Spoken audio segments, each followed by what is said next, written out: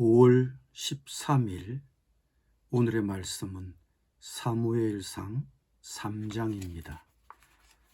아이 사무엘이 엘리 앞에서 여호와를 섬길 때에는 여호와의 말씀이 희귀하여 이상이 흔히 보이지 않았더라. 엘리의 눈이 점점 어두워가서 잘 보지 못하는 그때에 그가 자기 처소에 누웠고 하나님의 등불은 아직 꺼지지 아니하였으며 사무엘은 하나님의 궤에 있는 여호와의 전 안에 누웠더니 여호와께서 사무엘을 부르시는지라. 그가 대답하되 내가 여기 있나이다 하고 엘리에게로 달려가서 이르되 당신이 나를 부르셨기로 내가 여기 왔나이다 하니 그가 이르되 나는 부르지 아니하였으니 다시 누우라 하는지라. 그가 가서 누웠더니 여호와께서 다시 사무엘을 부르시는지라.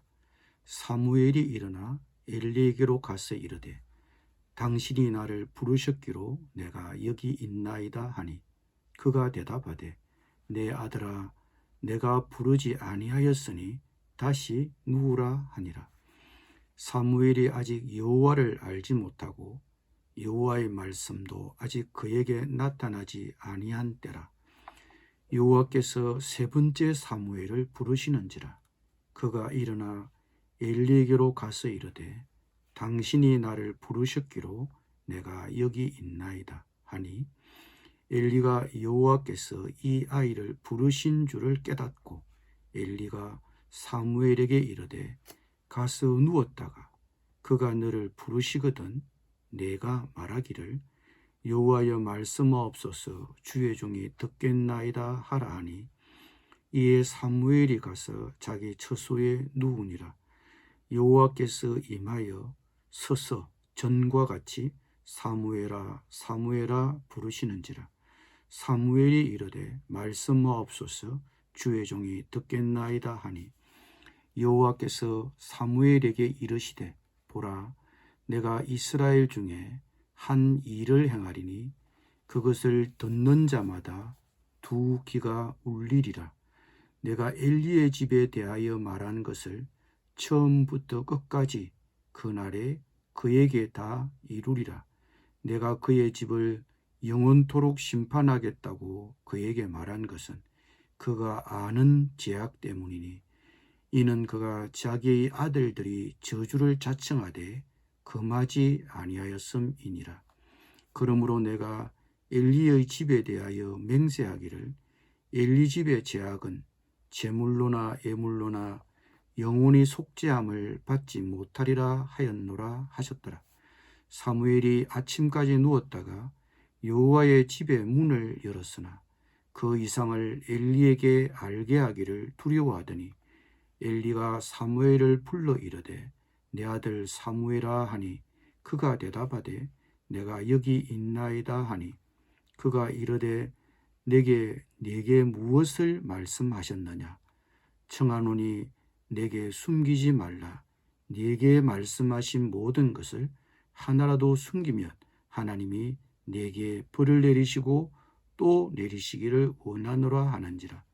사무엘이 그것을 그에게 자세히 말하고 조금도 숨기지 아니하니 그가 이르되 이는 여호와이시니 선하신 대로 하실 것이니라 하니라. 사무엘이 자라매 여호와께서 그와 함께 계셔서 그의 말이 하나도 땅에 떨어지지 않게 하시니 단에서부터 브엘세바까지의 온 이스라엘이 사무엘은 여호와의 선지자로 세우심을 입은 줄을 알았더라. 여호와께서 실로에서 다시 나타나시되 여호와께서 실로에서 여호와의 말씀으로 사무엘에게 자기를 나타내시니라. 아멘.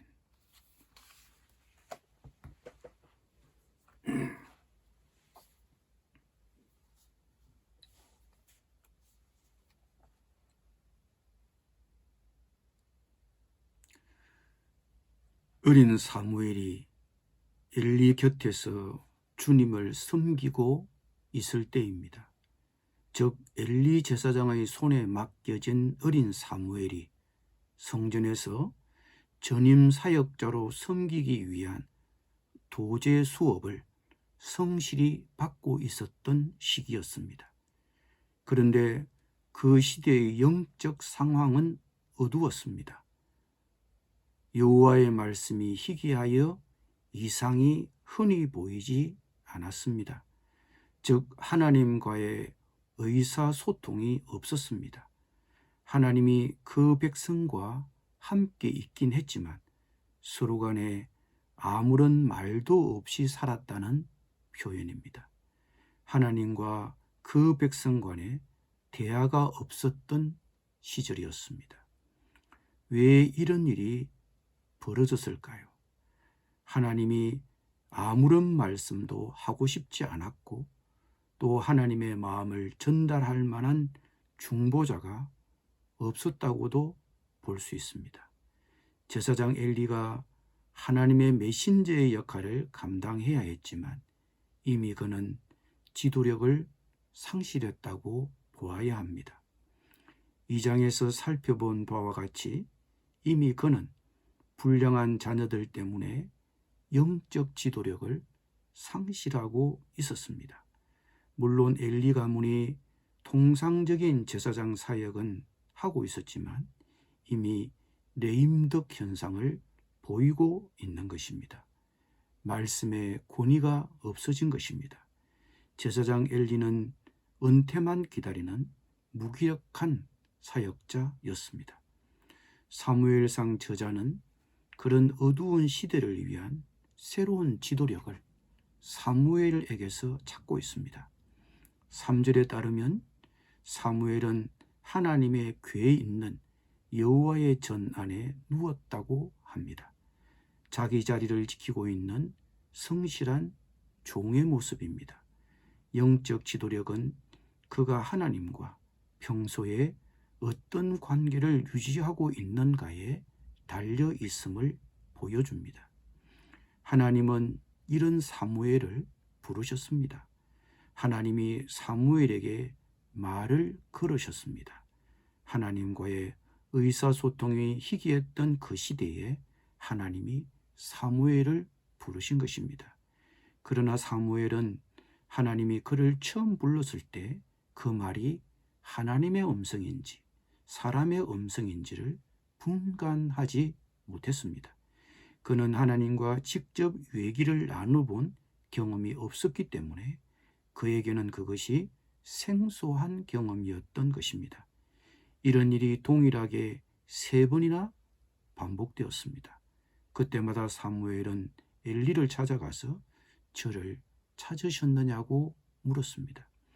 사무엘을 찾으시는 하나님의 대화의 시도는 3번이나 반복되었지만 3번째까지 사무엘과의 대화는 이루어지지 않았습니다.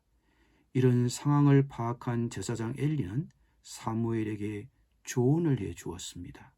가서 누웠다가 그가 너를 부르시거든 내가 말하기를 여호와의 말씀하옵소서 주의 종이 듣겠나이다 하라. 자기 자리로 복귀한 사무엘을 하나님은 다시 부르셨습니다.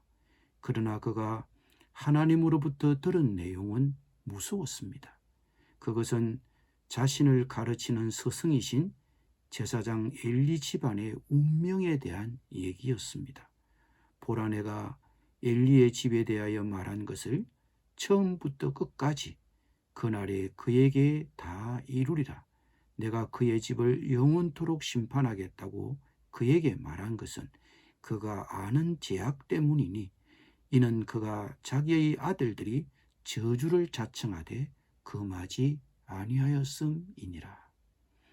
아들들의 죄악과 그 죄악을 알면서도 방지하지 못한 책임을 아버지에게 묻겠다는 것입니다. 그 자식들이 저주받을 일을 하는 줄 알면서도 자식들을 엄중히 다스리지 못했다는 것입니다. 하나님이 심판을 마음먹으면 되돌이킬 수 없습니다. 자기의 스승 엘리에 대한 가혹한 심판을 들은 사무엘은 아침 날이 밝을 때까지 잠자리에 누워 일어나지 않았습니다. 그에게는 너무나 충격적인 얘기였던 것입니다. 그러나 엘리는 사무엘을 불러서 하나님이 너에게 뭐라고 했는지 얘기하라고 추궁했습니다. 어린 사무엘은 무서웠지만 자기의 스승 엘리 앞에서 자초지종을 얘기합니다. 자기 집안이 망한다는 얘기를 들은 제사장 엘리는 어떤 반응을 보였습니까? 그가 이르되 이는 여호와이시니 선하신 대로 하실 것이니라고 말하였습니다. 하나님의 말씀이긴 하지만 받아들이는 것이 쉽지 않았을 것입니다. 더구나 자기 집안이 망할 것이라고 하셨습니다. 그런데 제사장 엘리는 순순히 인정하고 받아들입니다. 이는 여호와이시니 선하신 대로 하실 것이니라. 그분이 주님이시니 그분이 하신 말이면 맞다는 것입니다. 그는 하나님을 인정했습니다. 일으켜 세우기도 하시고 끌어내리기도 하시는 분인 하나님임을 인정했습니다. 한 사람은 이제 지는 지도력입니다. 한 사람은 이제 떠오르는 지도력입니다. 엘리가 그것을 모를 리 없습니다. 엘리, 그래도 그는 제사장입니다.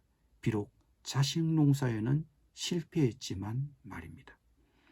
19, 20절 말씀은 어떻게 사무엘이 새로운 지도력으로 부상하고 있는지를 묘사하고 있습니다. 사무엘이 자라매 여호와께서 그와 함께 계셔서 그의 말이 하나도 땅에 떨어지지 않게 하시니 단에서부터 브엘세바까지의 온 이스라엘이 사무엘은 여호와의 선지자로 세우심을 입은 줄을 알았더라. 단에서부터 브엘세바까지는 우리식으로 표현하면 백두에서 한라까지라는 표현입니다. 사무엘은 점차 국가적인 리더십으로 부상해 갔습니다. 4장 1절은 이것을 한마디로 이렇게 말합니다. 사무엘의 말이 온 이스라엘에 전파되니라. 사무엘이 말을 하면 온 이스라엘이 귀를 기울여 들었다는 것입니다. 여러분, 누가 진정한 영적 리더십입니까? 하나님과 소통하는 사람입니다. 하나님과 대화하는 사람입니다. 오늘 본문은 사무엘과 대화하시는 하나님을 보여줍니다.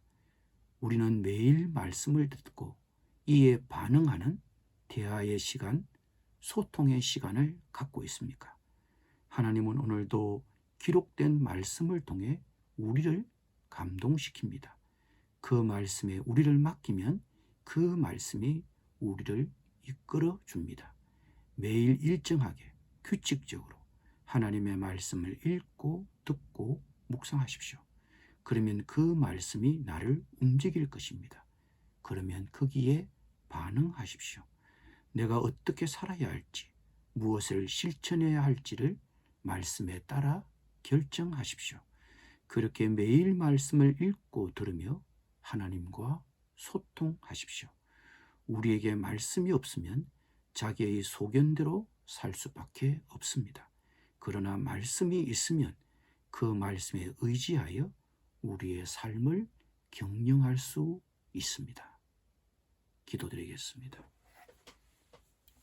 주님, 말씀하옵소서. 주의 종이 듣겠나이다.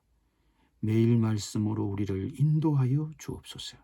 그리하여 주님의 말씀에 의지하여 내 인생을, 내 가정을 경영할 수 있게 하여 주옵소서. 예수님의 이름으로 기도드립니다. 아멘.